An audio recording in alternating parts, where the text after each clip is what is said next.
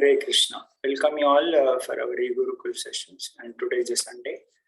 So from this Sunday onwards, we'll be starting a study of the chapter by chapter, all 18 chapters of Bhagavad Gita, learning the summary and essential verses from those.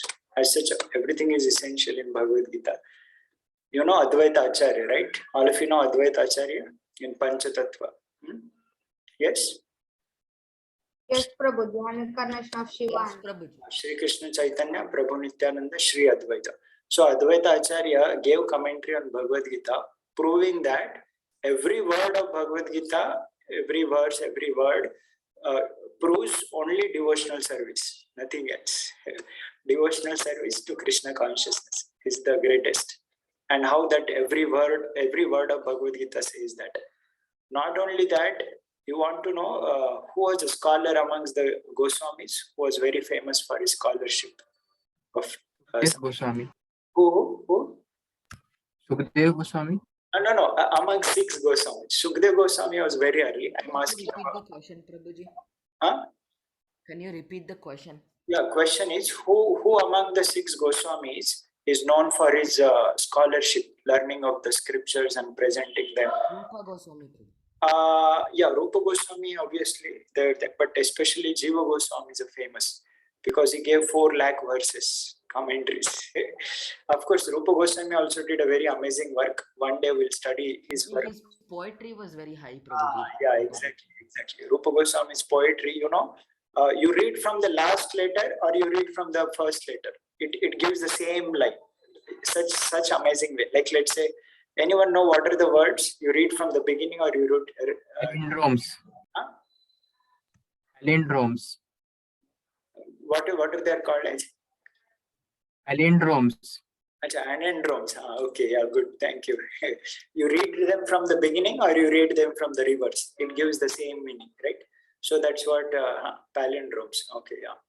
So like Marathi we say jahaz, rubber. So English also some spellings. So Rupa Goswami has written a verses in a poetic form, which has the same, in the sense you read in a first way, like a shloka, in the reverse way.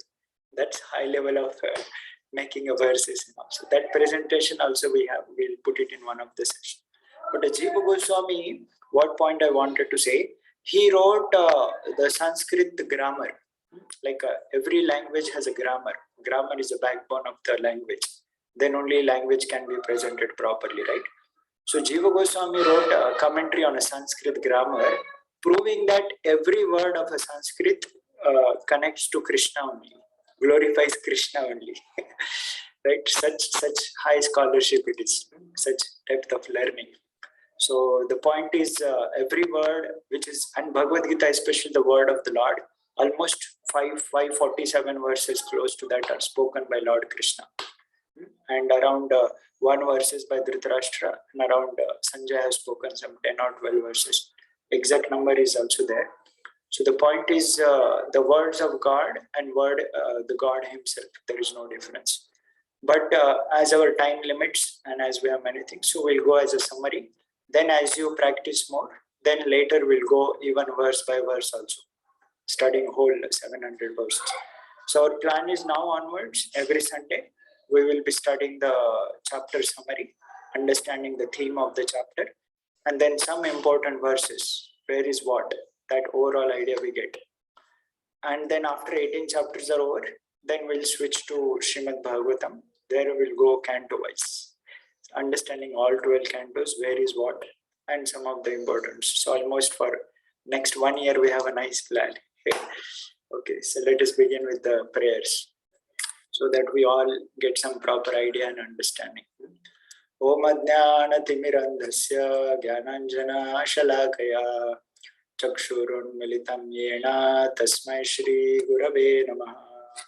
Shri Chaitanya Manobhishtam Stapitam Yena Bhutale Swayam Rupa Kadamayyam Dadati Swapadantikam Vande Aham Shri Guru Shri Yuta Padakamayam Shri Guru Vaishnavamsha Shri Rupam Sagrajata Sahagana Raghunathanvitam Tam Sajivam साद्वैतं सावधूतं परिजना सहितं कृष्ण चैतन्य देवं श्री राधा कृष्ण पादान् सहगणा ललिता श्री विशाखान्वितांश्च नमा ओम विष्णुपदाय कृष्णप्रेष्ठाय भूतले श्रीमते भक्तिवेदांत स्वामी निति नामिने नमस्ते सरस्वते देवे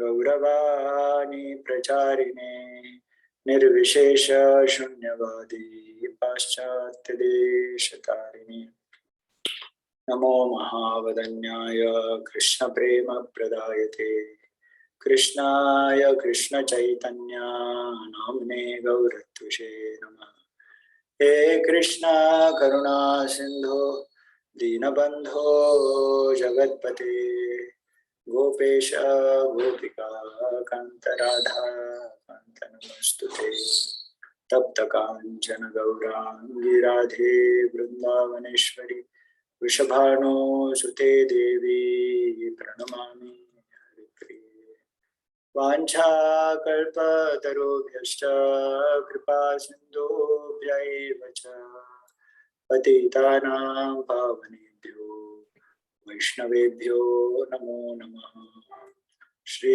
कृष्ण चैतन्य प्रभु नित्यानंद श्री अद्वैत गदाधर श्रीवासदि गौर भक्तवृंद हरे Krishna Krishna Krishna Hare Hare Hare Ram Ram Ram Hare Hare Hare Krishna. So the spirit of this learning should be understood, right? This is not just for the academic purpose to memorize some things or to show one's scholarship that I know many things and I have memorized many things. Right? What should be our spirit while we learn, while we study Bhagavad Gita, while we memorize our verses? Yes. Prabhuji, realization. Okay, we want realization. Okay, very great word. Yes, we should get realization of Krishna consciousness. Yes, that is the greatest. Prabhuji, elevation from the material world. Elevation from the material world. All of you are very, very high answers. All of you are giving very great.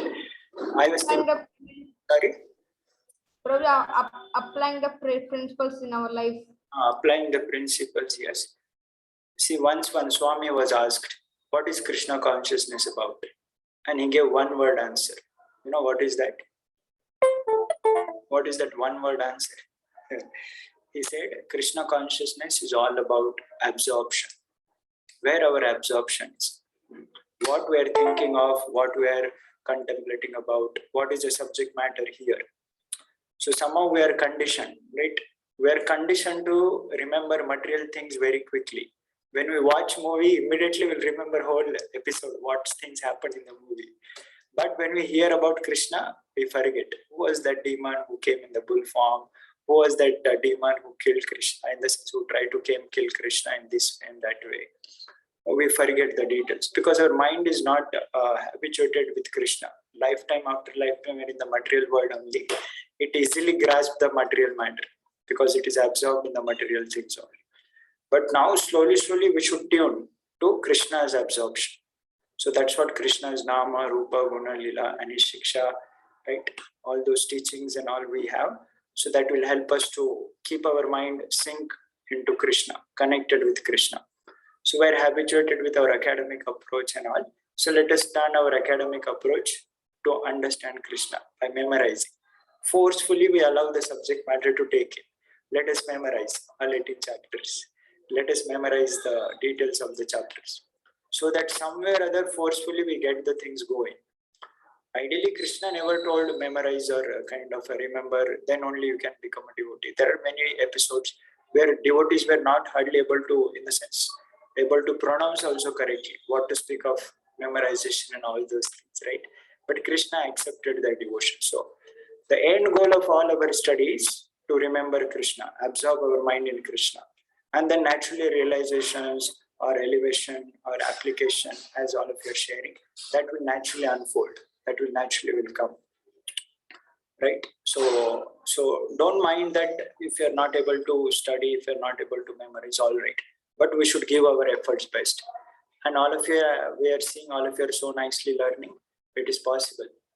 Yeah, it is very, very possible to do those things, provided we put our efforts, because all of you are very good with your academics, with your very other subject matters, and all of you know also Krishna consciousness very well.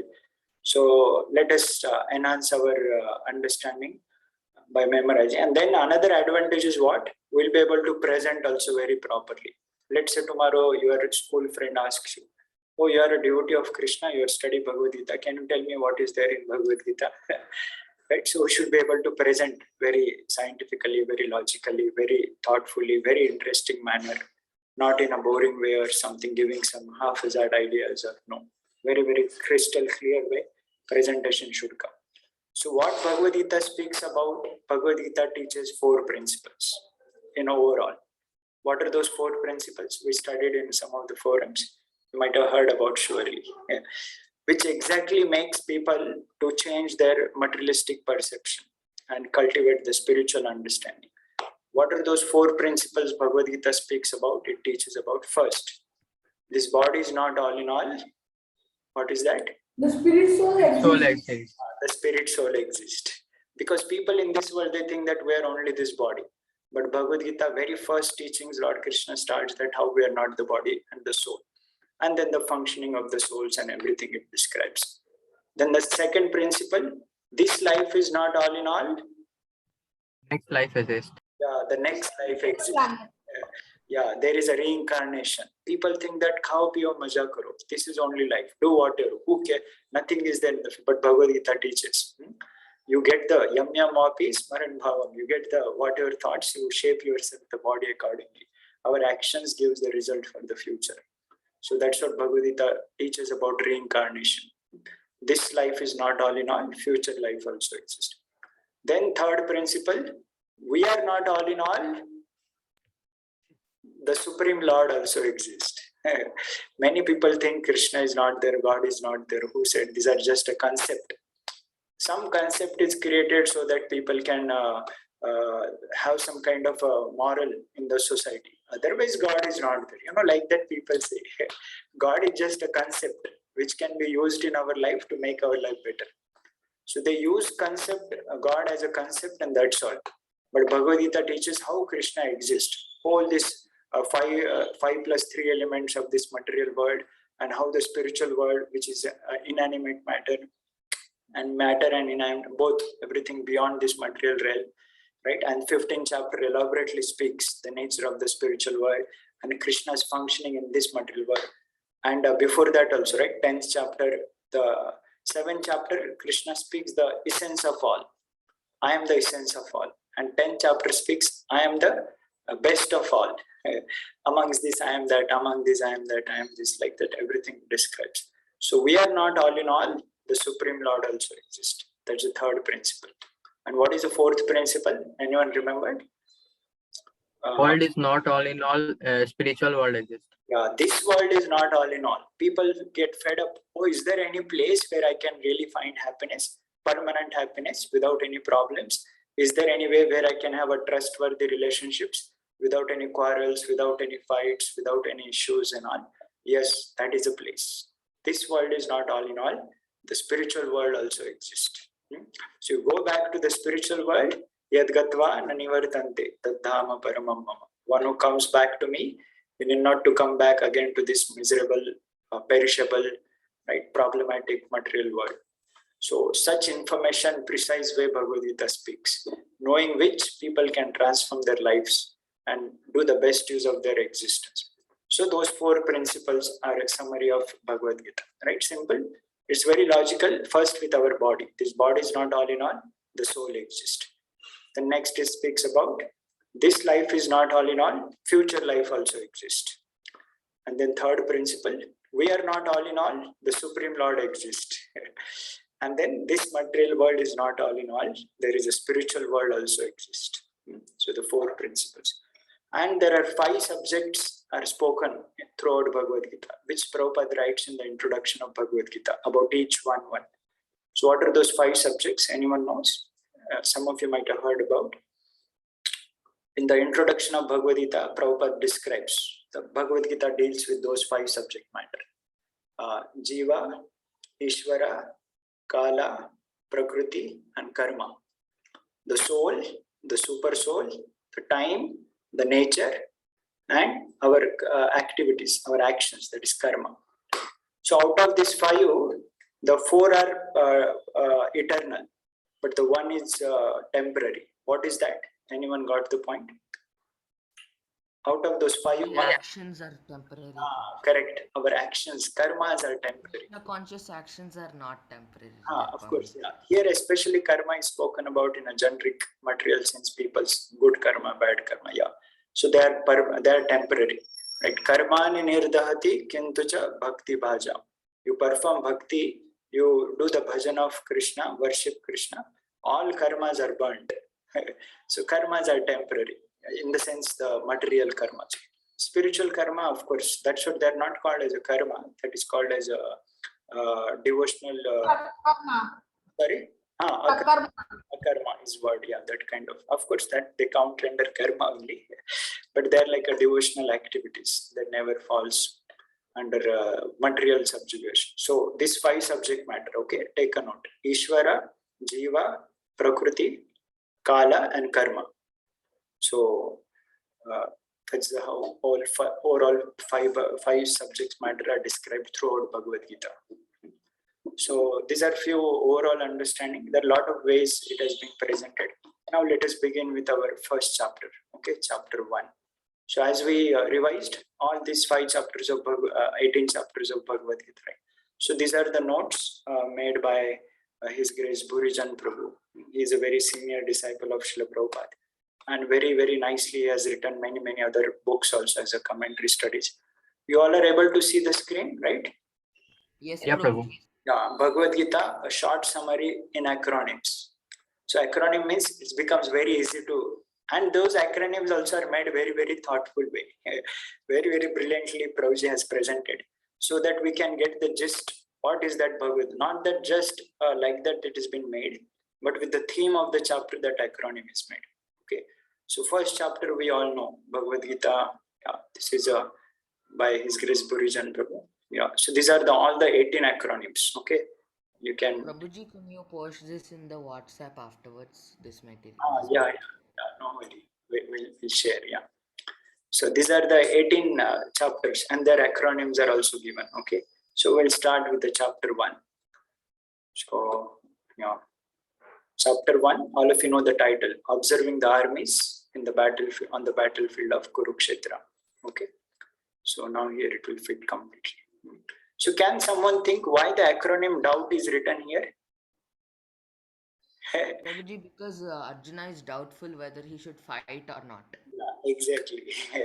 Right. The whole Bhagavad Gita unfolds with the concern of Arjuna's, right? Oh, I don't want to fight.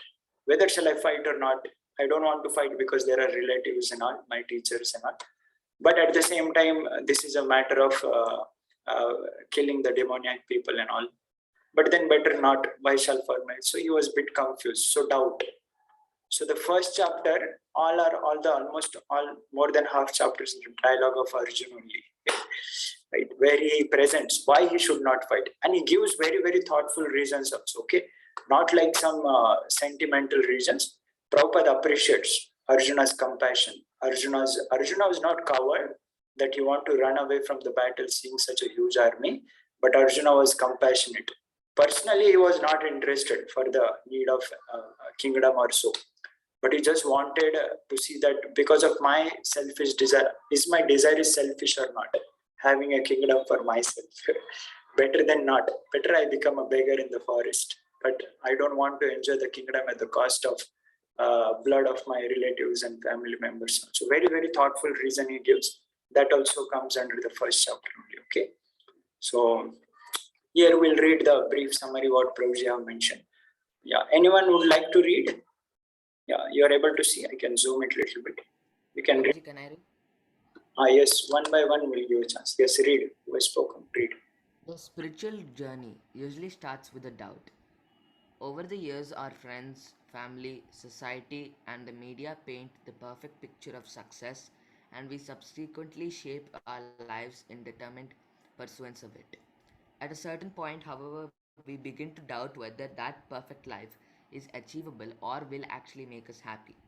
We begin to question the materialistic goals, aspirations, and milestones of success that have been deeply ingrained within us. Could there be deeper purpose to life? While this initial doubt can often bring great uncertainty and confusion, it can also bring us the start of our spiritual journey. It is a very doubt that Arjuna expresses at the onset of this sacred conversation. Yeah, thank you. So, right, isn't it even our parents also doubt, oh, did I put my child in a right school or not? What will happen to the child? In every aspect of life, we give a doubt. What will happen? So, and then society creates so-called perception of a success, what is mentioned here. And then we follow the same path, but later it gives a lot of confusions, uncertainty. Oh, I tried with this, they're saying like this only it will be life. If I get a higher studies, if I go to America, I'll be happy or so. I get a lot of dollars, I'll be happy or so. But looks like something different it is coming. Does it really going to work, or is there something else beyond that? So that's called as a doubt. And result of this doubt, yes, it can also bring us the start of our spiritual journey. Right? If seriously one inquires about the life, yes, there is a chances. Prabhupada writes, not Prabhupada, Prabhupada also mentions many places. If the student is ready, the teacher will appear. Some other quotes I read in one of the schools when we had gone to the program. So if the student is serious, the teacher will come. Krishna will arrange. That's what we read so many life of the Prabhupada disciples who were looking for something higher in the life. Right? His Holiness Giriraj Maharaj also. He was meditating on impersonal light, and suddenly something flips off or things and all. He doesn't get it. Something is not correct here. And he was looking what is the right method of Krishna consciousness and what. There are many other present disciples of Prabhupada also, who were journeyed all over and were searching for something in higher things in the life. Right. So if we are genuinely looking, so surely Krishna will send the real help for all of us. So Prabhupada writes, Arjuna made a wise decision. Arjuna is the most intelligent person. In the time of a doubt, he did not got confused and went for addictions and committed a suicide. But in the time of a doubt, he sought help of the Lord, because Lord was there. For us also, Lord is there. We chant the names of God and we study the scriptures. Give us that. So that's what the first chapter is about, doubt. And how these dialogues of all first, how many verses are there in first chapter? Who remember? How many number of verses? Yes, Shubham Pro, what is recorded? 48 or 47? How many? Yeah, here it is being written. Yeah, 42. Okay. So those 42 verses are divided with these themes. D, Dhritarashtra and Duryodhana. So 46 it is written. Sorry, how many? 46 in first chapter. 46, huh? Okay, I think it should be. Here it is given 42 only. Just see in the Vedabhas. Get a confirmation. Or maybe I think they might have given.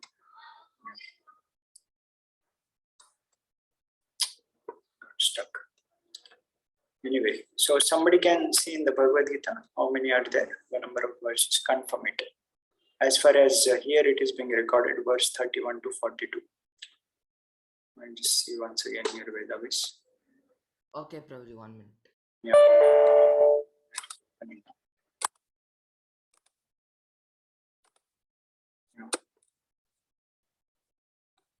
You all are able to see, right, Vedabhas screen? Yeah. Yeah, so number of verses are 46, correct. So there might be some little printing error. We'll study how Prabhuji has given there. Okay. So this is how all chapter is divided into these themes. So can somebody think why first D is written for Dhritarashtra and Duryodhana? Yes. Because of them only doubt has come to fight or not. Okay. Yeah, that's also good logic. But here especially the reason is first verses are spoken by these two personalities. right? First verse is spoken by, Yes, Prabhu, he yeah, Yes, Prabhu. Dhritarashtra with Sanjaya and Duryodhana with Drona. Dronacharya and Duryodhana says to Dronacharya and Dhritarashtra says to Sanjaya. correct. So that's what this first set of 10 verses are, 12, 1 to 12. They're the dialogues of Dhritarashtra and Duryodhana. And so what is written there? Yes. Next student can read, someone?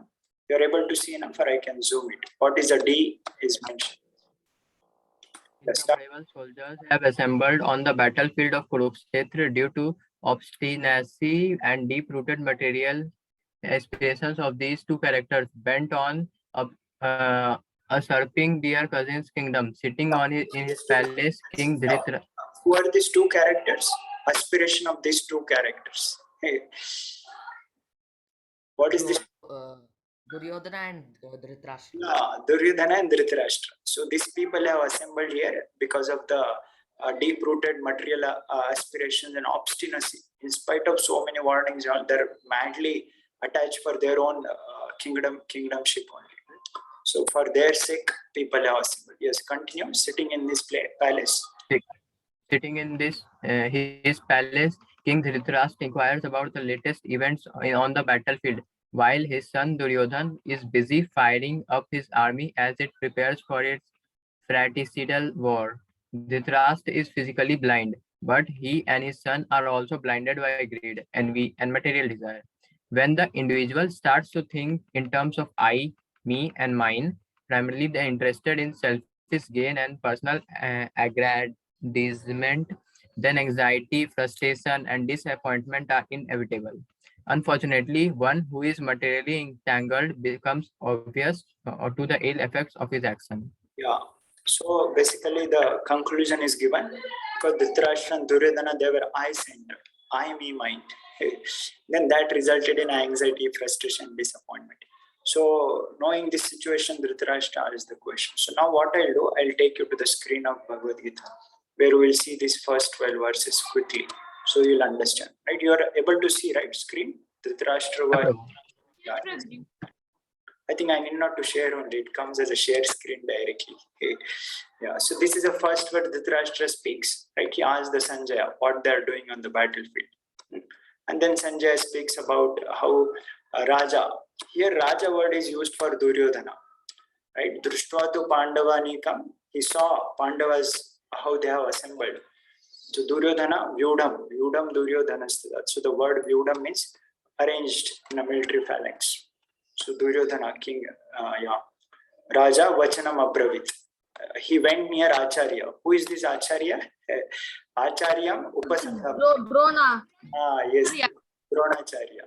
He went near Drona and then Raja Vachanam Abravit. Right? Bravit means to speak. Bolna. Right? Vachanam means the words. So Raja, the Duryodhan, he spoke the words. So there are many subtle meanings also. Our acharyas have given a great commentaries. Here Sanjay is calling Duryodhana as a Raja in a sarcastic way because Dhritarashtra wanted to hear my son should become a Raja. So that's what, to pacify the Duryodhana's, Dhritarashtra's anxiety. That's what, here also first verse also is very, very amazing. He's asking not out of a concern for the sake of welfare of the society, but he wanted to know that that place Kurukshetra is so pious, whether it has created a negative effect on my sons who went to fight there, they should not retire from fight and come back. So that place has this potency of piety, because that place many people have performed the great pujas and all. So a lot of amazing details are there. So then third verse onwards, Duryodhana starts speaking. Pashyatan Panduputranam. So yeah, so he starts speaking. So verse number 3 to verse number 4, 5, 6, 7, 8. So almost up to verse number I think 7. Yeah, up to verse number 6. Yeah. Says that there are great these chariot fighters. There are Verse number 3. Verse number 3, 4, 5, 6. There he describes their armies, who all are there in their side, Kaurava's side. And then, Pandava's side, 3, 4, 5, 6, he describes Pandava's side, who all have come to fight. And 7, 8, 9, 10, 11, 12. So that's what 1 to 12 is Dhritarashtra and Duryodhana D. So in the rest 5 verses, he speaks about his army. Bhishma, Drona, and all those they have assembled. So we'll not get into the details, but this is the description given. Okay, verse number 1 to 12. Dialogues of Dhritarashtra. Duryodhana will say that Bhishma's production is unlimited and Bhima's production is limited. Yes, all of you know. We will not get into the details, otherwise it will start. So what you should do till next Sunday, you read the translations, and if time permits, you read the purports also. But translations try to remember the flow, what is said what. So then it becomes very easy. Now time is limited, so we'll stop here for this section 1 to 12. Okay, now next section will go what the rest of the verses are speaking about. Okay, I think I can just switch over. Yeah. So now 1 to 12, it is clear. The Dhritarashtra speaks, then Sanjaya responds what Duryodhana spoke. So first 4 verses, Duryodhana's reply is who are the side of the Pandavas and who are on our side. And then finally Bhishma gives a confidence to Duryodhana. So that's verse 1 to 12. Now 13 to 20, it is said about O. Right here, doubt we read, right? This is a O for ominous result. What is meaning by ominous? Anyone knows English? What is like Bad omens or something like misfortune, misfortune events. Yeah. that result they got Prabhuji for their actions. Duryodhana and Dhritarashtra. Yes, Prabhuji. There are certain signals comes up by which knowing that that brings out some kind of wrong things are going to come now. Duryodhana shatters, Kaurava army shatters. They get great fear. So that's called as ominous result. Like let's say people they say, na, oh my eyes are blinking now. They think that oh something bad is going to come. Or if this eye blinks, they think that something good is going to come. Some people have some notions. But some are facts also, but some are not sure. But here in Bhagavad Gita, what the symptoms are given on the battlefield, they have been described here. That created an auspiciousness and inauspiciousness for each. So the hearts shatter when Pandavas did. Yeah, read next. Anyone? 13 to I'll read Prabhuji. yeah, read. Omnious result. Verses 13 to 20. Despite Duryodhana's boastful words, the omnious result of the confrontation is made clear from the onset. Too many signs indicate his inevitable defeat. Those who stand on the side of purity and righteousness are always victorious, regardless of whether the worldly odds seem stacked against them. One who is the carrier of goodness is never overcome by evil. So how many soldiers were there on the side of Pandavas and how many soldiers were there on the side of Kauravas? Anyone knows the numbers? No, Prabhuji, but about the vegan people will die after the Mahabharata war. The number it is Prabhu, but Kauravas were having 11 Akshaunis Sena. correct. Kauravas were having 11 Akshayoni Sena, whereas Pandavas They were having 7 Akshaunis. 7 Akshayoni Sena. You see, that's what here this line is very nicely Prabhuji has mentioned. Regardless of whether worldly odds seem stacked against them. So in the worldly point of view, Pandava's army seems very less, only 7 Akshayoni Sena. Whereas Kaurava's army seems to be 11 Akshayoni Sena. So huge, almost like a kind of a 75% more, close to the double number only, right? So in worldly sense, it looks very hard, but the point is what? Here is a two very nice important point. Because they were on side of purity and righteousness, right? So whoever stands on these two principles, purity of life and dharma, right? Righteousness means generic meaning is dharma, will always be victorious in their life. Regardless whatever odds comes, like Draupadi's life also we know. Dushasana was so badly standing and pulling the sari, all odds, but then finally, because her purity and because of her connection with Krishna, Krishna was there to protect. Lord Rama's army, we know, monkeys were what power they had, but Ravana was so mystic. But finally, Lord Rama and monkeys, they came victorious. So this is one very interesting point. So this description are given in the verse number 13 to 20. Okay. So let us see what are these. What are those numbers are mentioned? Yeah, Akshayoni means I have to find out. There is a mention by Prabhupada also some of the purports. I'll check. Anyone knows what is meaning by Akshayoni? How much it counts? It's not a lakh, but much more bigger than that. Akshauhani means Akshauhani and Akshayani is bigger than Akshauhani. Prabhuji. Yeah, but no, it's like a 10 to the power of very huge number it is. Anyway, I'll try to get that also, how much it is, Sure. but I heard those details. So this is verse number 13 to 20. So what are those ominous results? The blowing of the conch, that is the main section here. They all started blowing the drums because the battle is going to begin. So the passion need to be created, right? So sounds are made. Come on, cheer up, well done, you are doing. So by blowing the conch shells, drums, bugles, trumpets, horns, they all sounded. And then all those descriptions are mentioned. Yeah. And then now, apart from conch shells, before that also, many nice points Prabhupada has written in the purports. On Arjuna's side, there was a Krishna's presence. There was a chariot which is given by Agni Dev. And there was because Krishna is present, Mother Lakshmi will also be there. That's the auspiciousness, fortune, the goddess of fortune. Then naturally that will create. And Hanuman was there on the flag. So like that, 4 or 5 reasons are being described. That shows that Arjuna and Pandavas had all good fortune. They are going to be victorious for sure. And then who all blow what all conch? They are being mentioned here. Lord Krishna had Panchajanya Rishikesha Panchajanyam Rishikesu Devadatam Dhananjaya Paundram Dadro Mahashankam Bhima Karma Vrukodara. all their names, like Lord Krishna blowed a Panchajanya, Arjuna had a Devadatta, Bhima, he had a Poundra. His conchal name is Poundra. Okay, so these are 3 conchals what Lord Krishna, Arjuna, and Bhima blowed. And then later, all others also, Yudhishthir, Ananta Vijayam Raja. Here, Raja is for Yudhishthir. Kunti Putro Yudhishthira. His name is Ananta Vijaya, the conch what he blowed. And Nakula and Sahadeva, they blowed Sugosha and Mani Pushpako.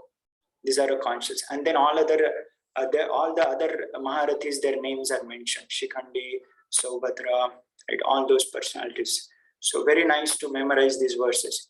So all those descriptions. But interestingly, Prabhupada mentions in the one of the Purport here he writes, see, here is a description of the conch blown of the Pandavas, not of the Kauravas.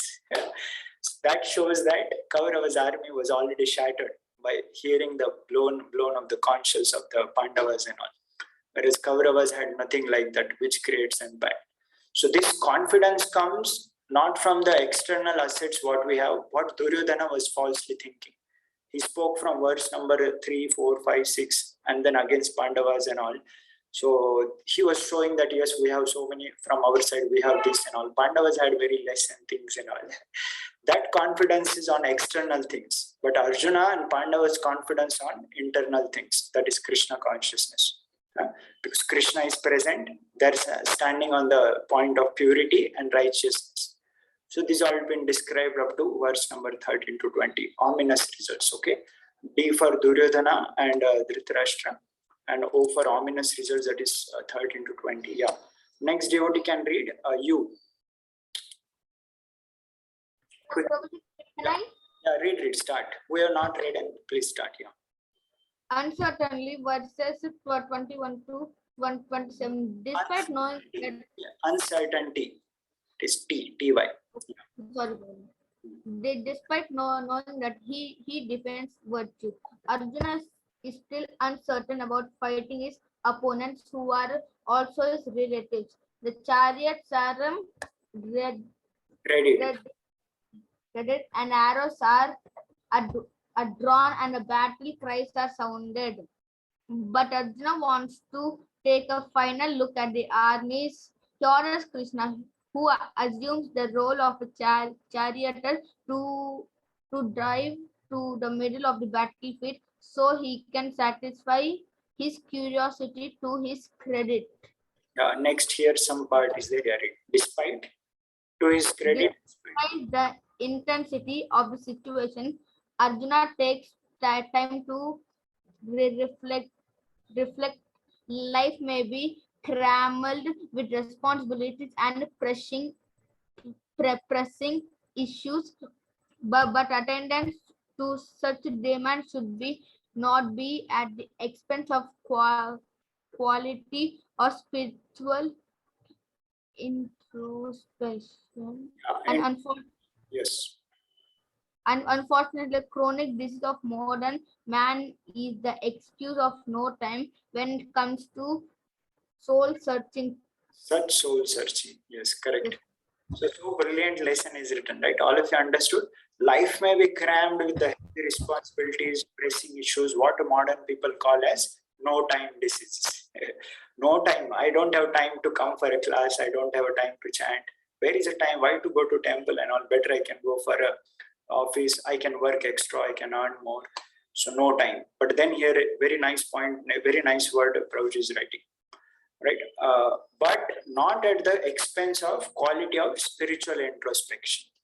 So Arjuna head on, he ordered Krishna, please take the chariot in the middle of the armies and let me see who all are there and all. Right, so he was giving a soul search in that case, but then that created a Arjuna takes time to reflect, right, and that's what that made him to think. So something similar in our life. Arjuna not that immediately started the weapon and started fighting. Yeah. He gave a time to think, who all are there, let me see and all. So that section comes in the verse number 21 to 27. Ratham sthapayame achyuta. O Achyuta, please take the chariot in between the two armies. And here it comes. Senayor ubayar madhye ratham sthapayame achyuta. And then he orders Krishna. So Krishna doesn't speak anything. He takes Shveta so white horses it is being described. I think in the previous verse it comes. Shveta that Shvetam is the white horses, chariots was. Okay. And then he wants to observe. Let me see who all have come there fighting to, wishing to please the evil-minded Dhritarashtra. And then Sanjaya narrates that, okay, after the Arjuna said, Lord Krishna brought the chariot in the midst of the armies. Yeah. So very nice words and very nice descriptions are here. Yeah, and then Krishna says, just behold Partha, or the Kurus assembled here. There's nothing written as a Krishna Uvacha or Bhagwan Uvacha, but Sanjaya narrates after taking the chariot between the armies. And Krishna purposefully keeps in that point where he is able to see Drona, Bhishma, and all other his family people and all. So that's another interesting thing Lord does. And there he sees who all his relatives, right? Drona and Bhishma, all those are there. But apart from that, his fathers, grandfathers, teachers, maternal uncles, brothers, sons, grandsons, friends, and also his father-in-laws and well-wishers. Arjuna sees his whole family members there present. And when the son of Kunti saw different grades of friends, relatives, he became overwhelmed with compassion and spoke thus. So that's what verse 21 to 27. So Arjuna, so uncertainty. So you means uncertainty. Arjuna could not understood. Oh, all these people are here only. What to do now? Shall I fight or not? Okay. Yeah. Next devotee can read who has not read. Quickly. We're towards the end now. Yes, anyone is there? Please read who has not read this description. Or okay, anyone else also can start who would like to read again.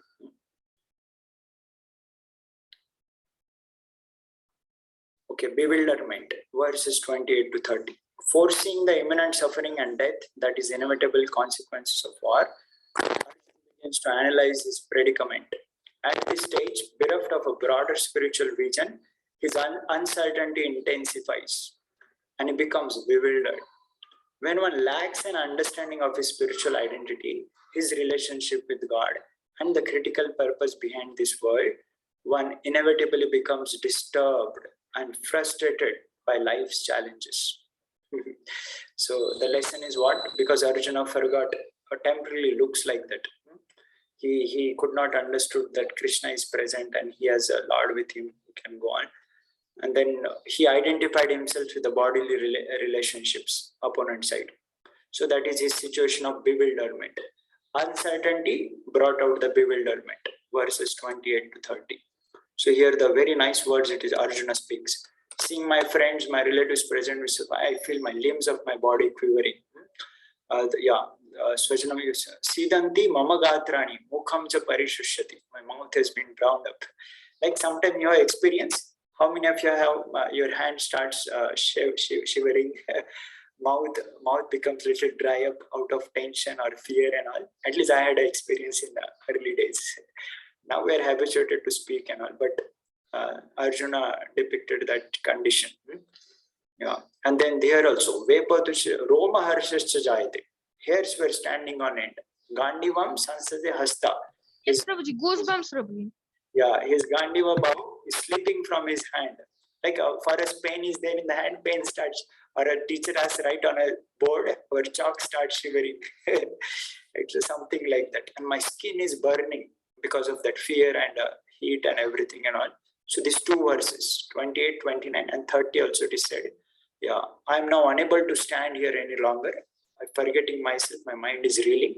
I see only the causes of misfortune. Oh Krishna, killer of the Keshi demon. So very choosy words are there, very nice meanings are. So 28, 29, 30, Arjuna presents his bewilderment. Okay. And then the last section, 31 till end. So maybe number by mistake here, it might have come 42, but it's a 46. Yeah. So please read. Someone would like to read. Turning point. Arjuna justifies his decision to retreat from fighting. 1. It would be cruel and heartless to prematurely terminate the lives of so many soldiers. Second, even an unrivaled kingdom would bring no happiness, since he would be bereft of the company of his near and dear ones. Third, one would surely accrue bad karma as a result of such brutal violence. Fourth, the wholesale killing involved would destroy the family unit and social structure, causing havoc for the future generations. Thus, his mind overwhelmed with grief, Arjuna sets aside his weapon and resolves not to fight. So you understood turning point means what? Anyone understood what is meant by turning point written here? Turning point. Turned from fighting. Means like unexpected. Yeah, now he came here to fight, but now he sets his Gandiva Bhava aside. I don't want to fight now. Last word, give up. That's a turning. Yeah, he drops his Gandiva Bhava, not to fight. So that's what D-O-U-B-T.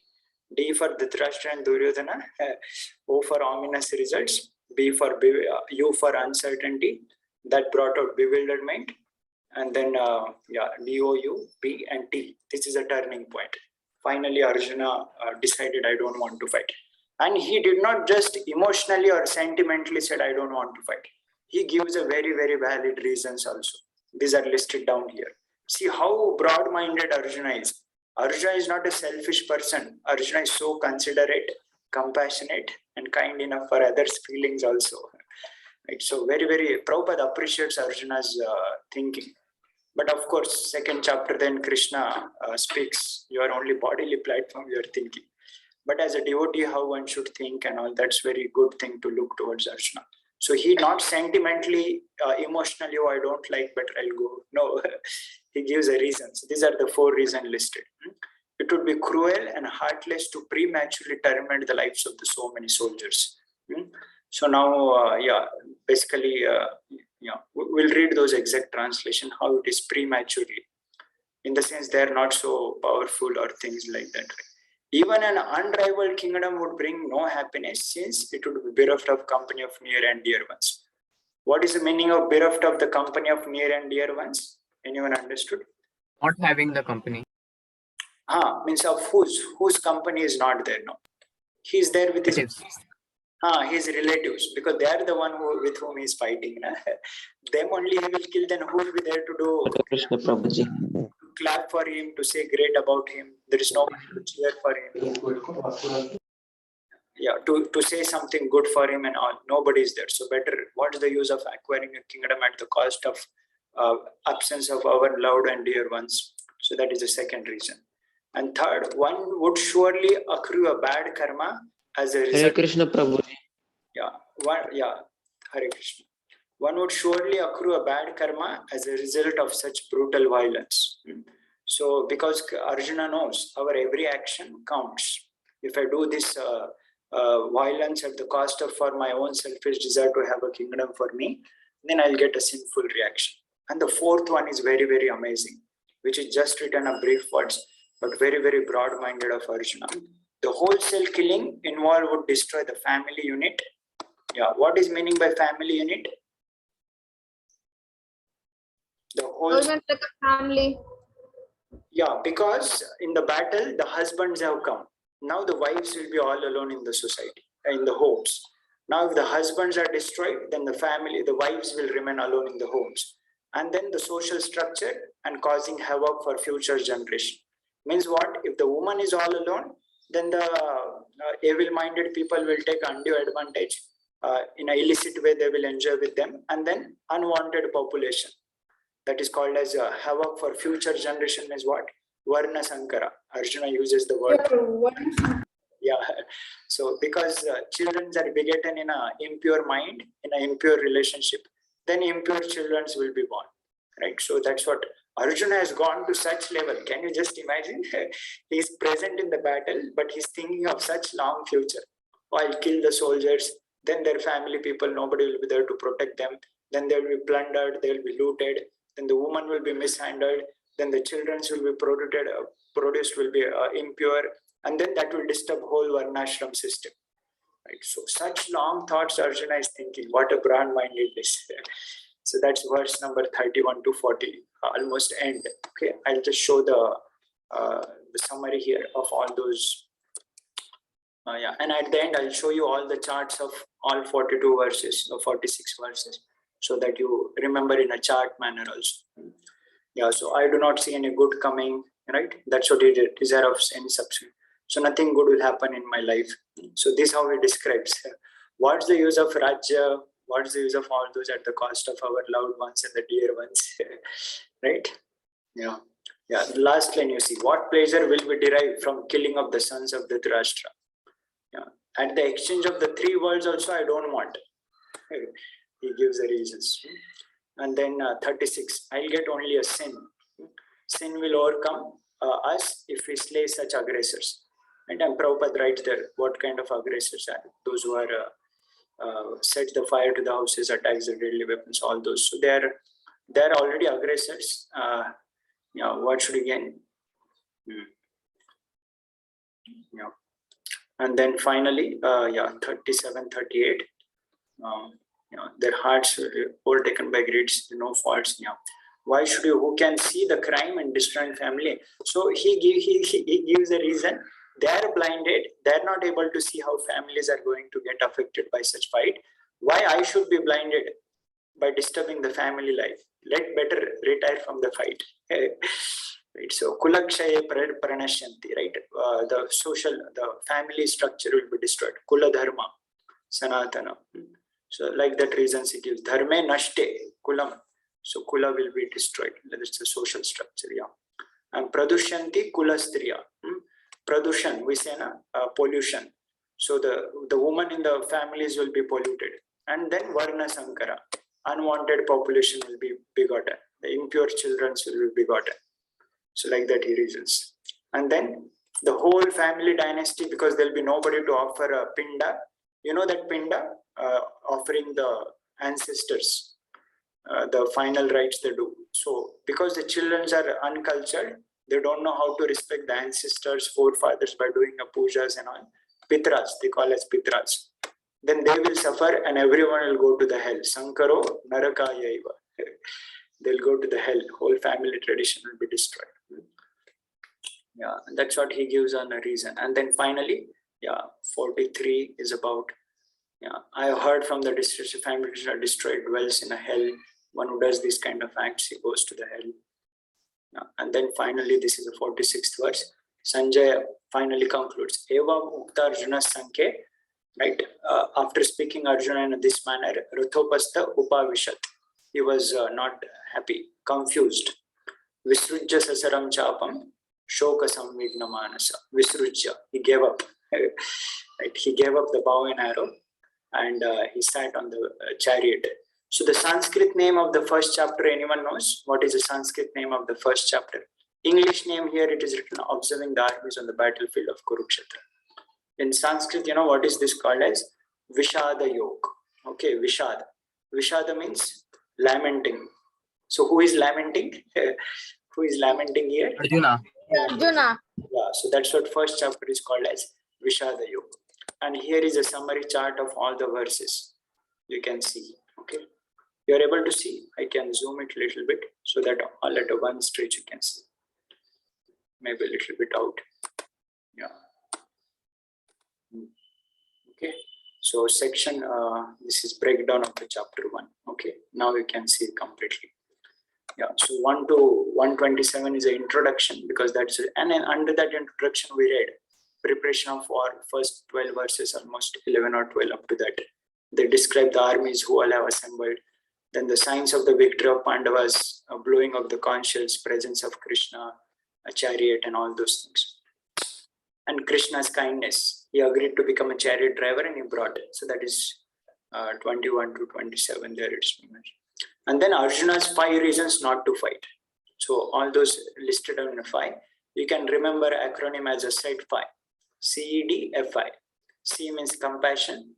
He saw, okay, why to kill our family members? Better give up. And then enjoyment. Who will be there if our family members are not there? What is the use of such enjoyment? And next D, CED. Okay, for acronym purpose, I'm saying set 5. CEDFI. So D, the 4th one written, destruction of family tradition. That's what we studied. Then fear of sinful reaction, and then indecision. So that indecision reason comes in the 2nd chapter.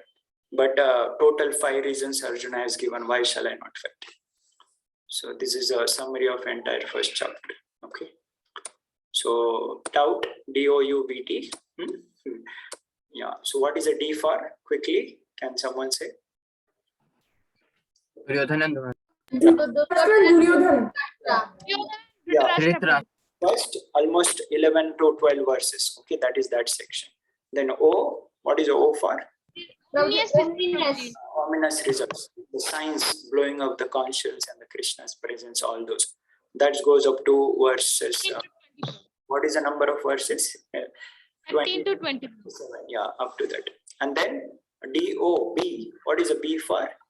Uncertainty. Bewilderment. Sorry, uncertainty. The Prabhuji uncertain. What is the verses number for uncertainty? 21 to 27. 21 to 27, correct. So 12 to 20 are ominous results, 21 to 27 uncertainty. And then next, B for after uncertainty. Bewilderment. Bewilderment. Those 3 verses, 28, 29, 30. And then finally, bewilderment, T for Turning point. turning point. Turning point. Turning point. 31 to 40. Yeah, what is the turning point? He Arjuna comes to fight, but decided not to fight. He retreats from the war. Gandhi Babu means he throws down, means like it falls down. Basically, he decides that I don't want to fight. It drops down as Gandhi Babu. Finish. So this is overall gist, right? All of you got the idea? 1st chapter became clear, simple. Yes, Prabhuji. So just then now what you should do as a homework before you come for the next Sunday meeting, just read all the translations. And every day if you read translation, reading translation of 40 verses will take 1 verse you'll read in a 30 seconds. So 40 verses means almost how much? 13 to 1200 seconds. That comes in a 20 minutes. 15 to 20 minutes you will complete the reading translation. So every day if you read translation, you will remember the whole what is there in 1st chapter of Bhagavad Gita. And this is the overall idea we saw. And important verses for 1st chapters are like a 1st verse, the Dhritarashtra's dialogue, and then the blowing of the conch shells, and then Arjuna ordering Krishna that bring the chariot in the middle. That is also important verse. And then the final Sanjay's conclusion, right? Arjuna drops Visrujya Sasaram Chapam Shoka Samvigna Manasa. Yeah, how many of you have seen the picture Arjuna sitting like this on the chariot? That one of the picture is there, yeah. So So you saw Prabhuji. Vishada Yoga, the lamentation of Arjuna, and then the doubt of Arjuna. So that is overall 1st chapter. Hare Krishna, Krishna Krishna, Hare Hare. Hare Rama, Rama Rama, Hare Hare. So revision is important. Now we learned, but then if you don't do the homework, then this will get evaporated. So I'll also try to be doing of reading every day, and let us see how many of you remember all those points in the next Sunday meeting. Then we'll start 2nd chapter. Thank you all very much for joining, giving your association. Let us end with Vaishnava Pranam. Vancha kalpatarubhasya kripa sindhu patitanam pavanebhyo vaishnavebhyo namo namaha. Ananta Koti Vaishnava Vrinda ki Jai. Jai. Prabhu. Prabhupada ki Jai. Yeah. Jai. Hare Krishna. Thank you all very much.